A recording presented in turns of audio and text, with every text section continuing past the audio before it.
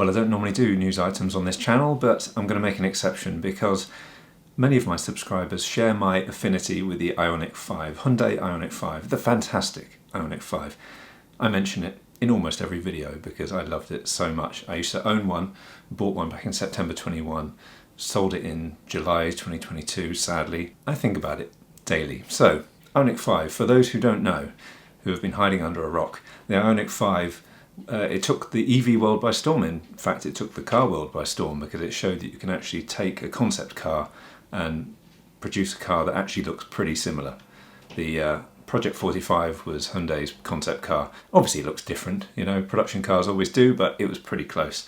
And it was cool not just because it looked cool, but it also has an 800 volt architecture on the eGMP platform, which underpins all of Hyundai and Kia's modern cars.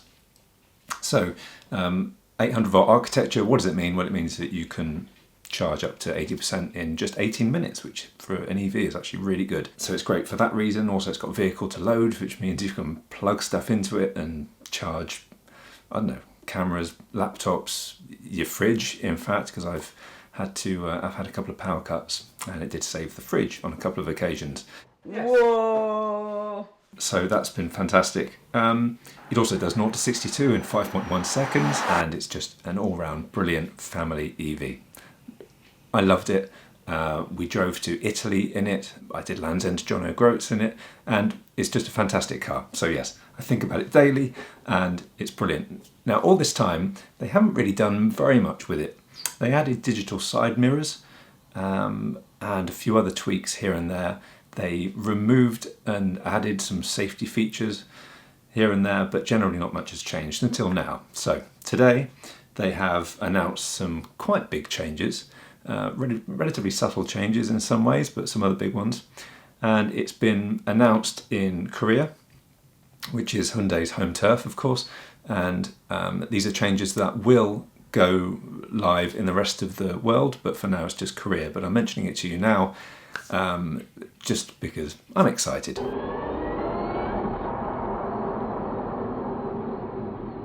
Firstly, let me just apologise for the rubbish images. I had to use whatever I could scrounge on the internet, so some of them are not great. Apologies for that. So the first one, the one that everyone's going to talk about, is it's got a rear wiper. The original IONIQ 5 did not have a rear wiper, and this got a lot of derision from a lot of owners actually, as well as the motoring press. It's obviously, it just meant that it was a bit grimy at the back and you had to clean it at regular intervals. So a few cars lack rear wipers, Teslas for instance, but they're more aerodynamic than the IONIQ 5, which is like a brick. So dirt just congregates on the IONIQ 5, unfortunately. So a rear wiper, finally a rear wiper, that's going to make a lot of people very happy. Now the IONIQ 5N, their really fancy, souped up performance version of the IONIQ 5, that does have a rear wiper, so it was kind of natural that the IONIQ 5 would get that as well. So that's really, really welcome. So other external things. There are new colours, not just the slightly metallic different colours that it had before, but there is actually now a red, which is quite cool for people that like red cars, but it's only in the N-line trim. So I'll talk more about that in a minute. If you look at the design, there's a little bit more stuff going on at the back, and in fact the length is 20 millimeters longer now than it was. The other dimensions have stayed the same.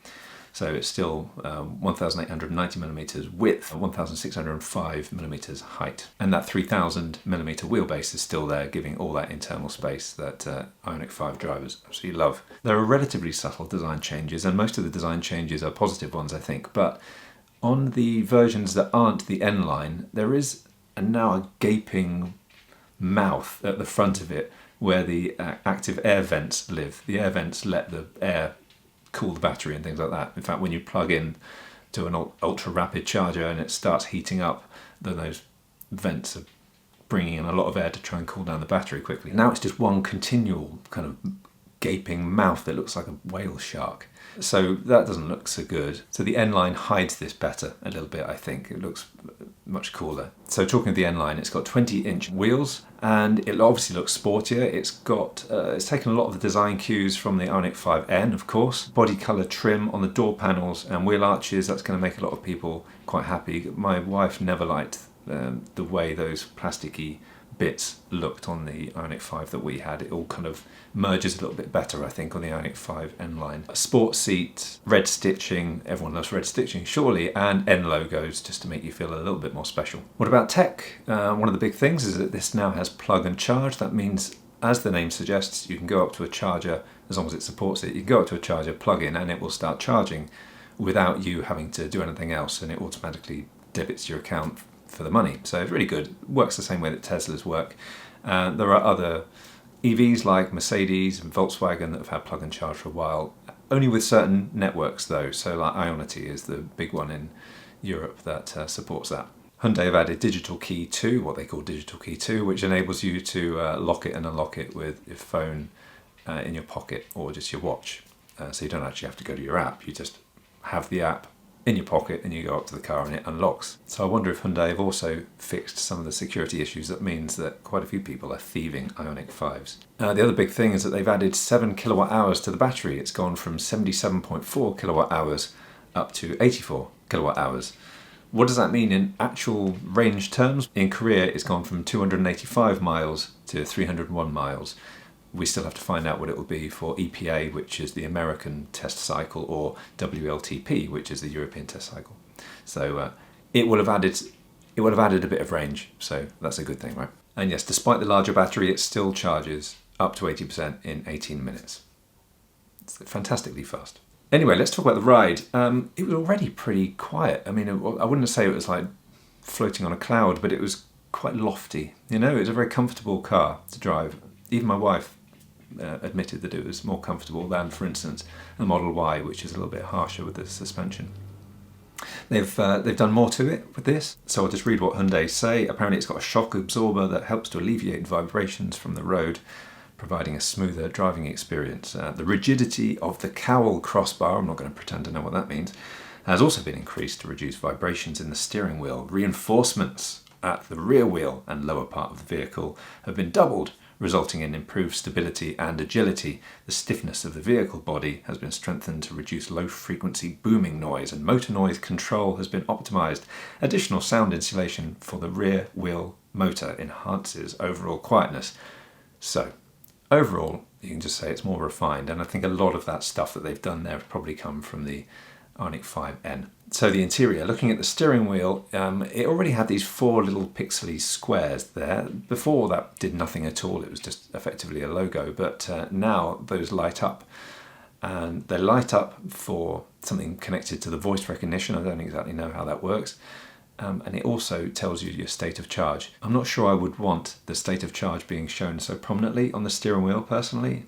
I don't like the idea of that, because if you're in the last 25% of your battery, that's still a massive range you've got there, but it would be the first one just lit up with 3 empty squares, and I think maybe that will give you a bit of range anxiety. So some of the best changes are actually on the center console. The center console is brilliant anyway, by the way, because it slides back and forth, so it gives you loads and loads of room at the front.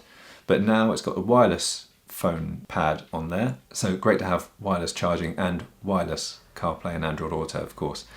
Also, it's got physical controls for the front seats for the heating and ventilation, and also the heated steering wheel, and also parking assist. Now, every other bloody EV these days seems to be taking buttons away from us and making everything touchscreen dependent. Well, it's quite nice, I think, that Hyundai have actually added some buttons for a change. So that's amazing news. Call me old-fashioned, but I like buttons. I like tactile buttons. I don't like fumbling around on a touchscreen.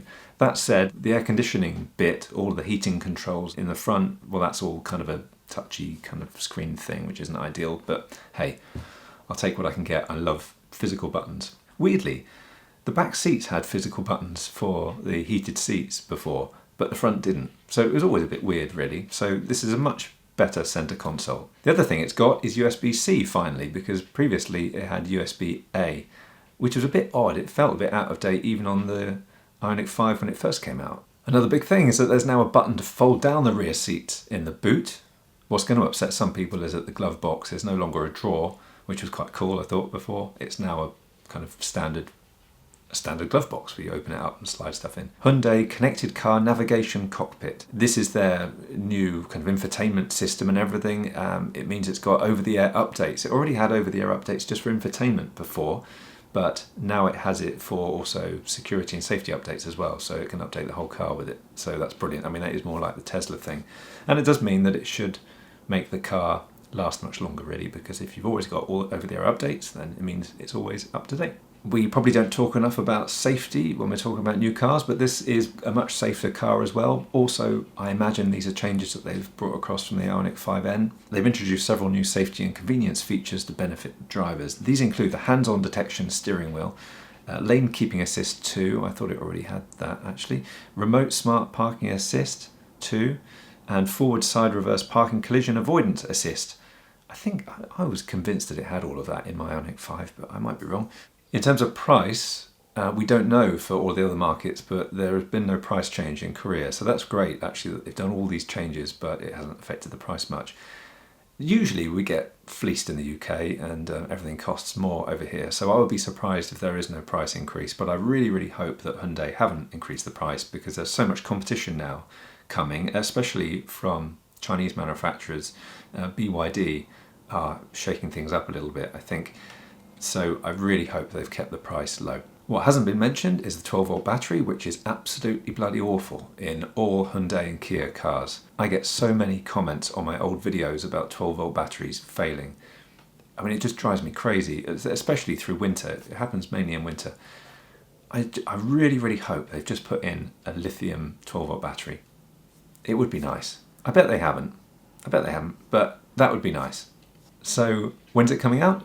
March 2024, which is like now, in South Korea, and they will gradually introduce it to the rest of the world. My guess is that Europe will get it next because that is a really, really big market, especially Norway. So I imagine Europe will get it next and probably then America and then the rest of the world, but that's just my guess. Throughout this year, hopefully, we'll all get it. So I think this looks like a fantastic upgrade. This adds so many things that people complained about in the first one, and I don't really see anything that's bad about it. I mean, I think it looks cooler, apart from the whale shark look. I think it looks cooler. All those internal changes are fantastic. The infotainment change is obviously fantastic. Over-the-air updates is fantastic. Larger battery, fantastic. It ticks a lot of boxes for me, as the previous one already did. And I'm going to be asking Santa very, very nicely for this if I'm a good boy. Hopefully an N-line one because I'm approaching a midlife crisis. So thank you very much for watching this video. Please press the like button and the subscribe button and the bell icon to be notified of other videos. And I'll be back really soon. Bye for now.